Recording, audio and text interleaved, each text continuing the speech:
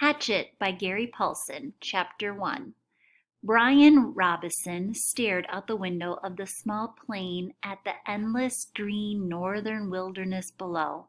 It was a small plane, a Cessna 406, a bush plane, and the engine was so loud, so roaring and consuming and loud, that it ruined any chance for conversation. Not that he had much to say. He was 13 and the only passenger on the plane, with a pilot named, what was it? Jim or Jake or something, who was in his mid-40s and who had been silent as he worked to prepare for takeoff. In feet since Brian had come to the small airport in Hampton, New York to meet the plane, driven by his mother, the pilot had spoken only 5 words to him. Get in the co-pilot's seat, which Brian had done. They had taken off, and that was the last of the conversation. There had been the initial excitement, of course. He had never flown in a single-engine plane before, and to be sitting in the co-pilot seat with all the controls right there in front of him, all the instruments in his face as the plane clawed for altitude, jerking and sliding on the wind currents as the pilot took off, had been interesting and exciting. But in 5 minutes, they had leveled off at 6,000 feet and headed northwest in front. And from then on, the pilot had been silent, staring out the front, and the drone of the engine had been all that was left. The drone in the sea of green trees that lay before the plane's nose and flowed to the horizon, spread with lakes, swamps, and wandering streams and rivers. Now Brian sat, looking out the window with the roar thundering through his ears, and tried to catalog what had led up to taking this flight. The thinking started. Always it started with a single word: divorce. It was an ugly word, he thought, a tearing, ugly word that meant fights and yelling, lawyers. God, he thought, how he hated lawyers who sat with their comfortable smiles and tried to explain to him in legal terms how all that he had lived in was coming apart, and the breaking and shattering of all the solid things, his home, his life, all the solid things. Divorce. A breaking word. An ugly, breaking word. Divorce, secrets. No, not secrets so much as just the secret. What he knew and had not told anybody, what he knew about his mother that had caused the divorce, what he knew, the secret. Divorce, the secret. Brian felt his eyes beginning to bum and knew there would be tears. He had cried for a time, but that was gone now. But he didn't cry now. Instead, his eyes burned and tears came, the seeping tears that burned. But he didn't cry. He wiped his eyes with a finger and looked up at the pilot out of the corner of his eye to make sure he hadn't noticed the burning in tears. The pilot sat large, his hands lightly on the wheel, feet on the rudder pedals. He seemed more a machine than a man, an extension of the plane. On the dashboard in front of him, Brian saw dials, switches, meters, knobs, levers, cranks, lights, handles that were wiggling and flickering, all indicating nothing that he understood, and the pilot seemed the same way. Part of the plane, not human. When he saw Brian look at him, the pilot seemed to open up a bit, and he smiled. Ever fly in the co-pilot seat before? He leaned over and lifted the headset right off his ear and put it on his temple, yelling to overcome the sound of the engine. Brian shook his head. He had never been in any kind of plane, never seen the cockpit of a plane except in films or on television. It was loud and confusing. First time! It's not as complicated as it looks. Good plane like this almost flies itself. The pilot shrugged. Makes my job easy. He took Brian's left arm. Here, put your hands on the controls, your feet on the rudder pedals. I'll show you what I mean. Brian shook his head. I'd better not. Sure, try it. Brian reached out and took the wheel in a grip so tight his knuckles were white. He pushed his feet down on the pedals. The plane slewed suddenly to the right. Not so hard. Take her light. Brian eased off, relaxed his grip. Burning in his eyes was forgotten momentarily as the bright vibration of the plane came through the wheel and the pedals. It seemed almost alive.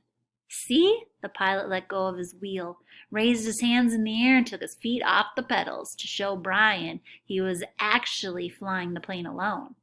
Simple. Now turn the wheel a little to the right and push on the right rudder pedal a small amount.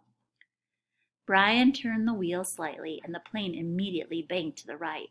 And when he pressed on the right rudder pedal, the nose slid across the horizon to the right. He left off on the pressure and straightened the wheel, and the plane righted itself.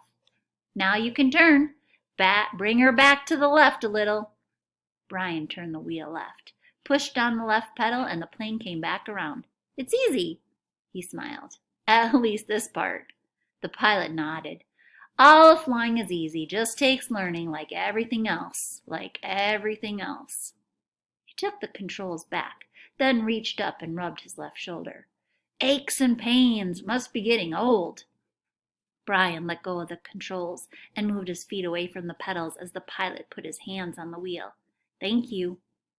But the pilot had put his headset back on, and the gratitude was lost in the engine noise, and things went back to Brian looking out the window at the ocean of trees and lakes. The burning eyes did not come back, but memories came flooding in. The words, always the words. Divorce, the secret, fights, split, the big split. Brian's father did not understand as Brian did. Knew only that Brian's mother wanted to break the marriage apart. The split had come, and then the divorce also fast, and the court had left him with his mother except for the summers and what the judge called visitation rights. So formal. Brian hated judges as he hated lawyers. Judges that leaned over the bench and asked Brian if he understood where he was to live and why. Judges who did not know what had really happened. Judges with the caring look that meant nothing as lawyers said legal phrases that meant nothing. In the summer, Brian would live with his father. In the school year, with his mother. That's what the judge said after looking at papers on his desk and listening to the lawyers talk. Words. Now the plane lurched slightly to the right, and Brian looked at the pilot. He was rubbing his shoulder again, and there was a sudden smell of body gas in the plane. Brian turned back to avoid embarrassing the pilot, who was obviously in some discomfort. Must have stomach troubles. So this first summer when he was allowed to have visitation rights with his father, with the divorce only 1 month old, Brian was heading north. His father was a mechanical engineer who had designed or invented a new drill bit for oil drilling, a self-cleaning, self-sharpening bit. He was working in the oil fields of Canada, up on the tree line where the tundra started and the forest ended. Brian was riding up from New York with some drilling equipment. It was lashed down in the rear of the plane next to a fabric bag that the pilot had called a survival pack, which had emergency supplies in case they had to make an emergency landing. That had to be specially made in the city, riding in a bush plane with a pilot named Jim or Jake or something, who had turned out to be an all right guy, letting him fly and all. Except for the smell. Now there was a constant odor, and Brian took another look at the pilot, found him rubbing his shoulder and down the arm, now left arm, letting no more gas and wincing. Probably something he ate, Brian thought. His mother had driven him from the city to meet the plane at Hampton, where it came to pick up the drilling equipment. A drive in silence, a long drive in silence. 2.5 hours of sitting in the car, staring out the window just as he was now staring out the window of the plane. Once after an hour, when they were out of the city, she turned to him. Look, can't we talk this over? Can't we talk this out? Can't you tell me what's bothering you? And there were the words again. Divorce, split, the secret. How could he tell her what he knew? So he had remained silent, shook his head, and continued to stare, unseen, at the countryside. And his mother had gone back to driving, only to speak to him one more time when they were close to Hampton. She reached over the back of the seat and brought up a paper sack. I got something for you for the trip. Brian took the sack and opened the top. Inside there was a hatchet, the kind with a steel handle and a rubber hand grip. The head was in a stout leather case that had a brass riveted belt loop. "It goes on your belt." His mother spoke now without looking at him. There were some farm trucks on the road now, and she had to weave through them and watch traffic. "The man at the store said you could use it, in the woods with your father." Dad, he thought, not my father, my dad. "Thanks, it's really nice." But the words sounded hollow even to Brian. "Try it on, see how it looks on your belt." And he would normally have said no. That it looked too hokey to have a hatchet on your belt. Those were the normal things he would say. But her voice was thin, had a sound like something thin that would break if you touched it, and he felt bad for not speaking to her. Knowing what he knew, even with the anger, the hot white hate of his anger at her, he still felt bad for not speaking to her. And so, to humor her, he loosened the belt and pulled the right side out and put the hatchet on and rethreaded the belt. "Scooch around so I can see." He moved around in the seat, feeling only slightly ridiculous. She nodded. "Just like a scout, my little scout." And there was the tenderness in her voice that she had when he was small, the tenderness that she had when he was small and sick with a cold, and she put her hand on his forehead, and the burning came into his eyes again, and he had turned away from her and looked out the window, forgotten the hatchet on his belt, and so arrived at the plane with the hatchet still on his belt. Because it was a bush flight from a small airport, there had been no security, and the plane had been waiting, with the engine running, when he arrived, and he had grabbed his suitcase and pack bag and run for the plane without stopping to remove the hatchet. So it was still in his belt. At first he had been embarrassed, but the pilot had said nothing about it, and Brian forgot it as they took off and began flying. More smell now. Bad. Brian turned again to glance at the pilot, who had both hands on his stomach and was grimacing in pain, reaching for the left shoulder again as Brian watched. "Don't know, kid." The pilot's words were a hiss, barely audible. "Bad aches here, bad aches. Thought it was something I ate, but..." He stopped as a fresh spasm of pain hit him. Even Brian could see how bad it was. The pain drove the pilot back into the seat, back and down. "I've never had anything like this." The pilot reached for the switch on his mic cord, his hand coming up in a small arc from his stomach, and he flipped the switch and said, "This is flight 46. And now a jolt took him like a hammer blow, so forcefully that he seemed to crush back into the seat, and Brian reached for him, could not understand at first what it was, could not know, and then knew. Brian knew. The pilot's mouth went rigid.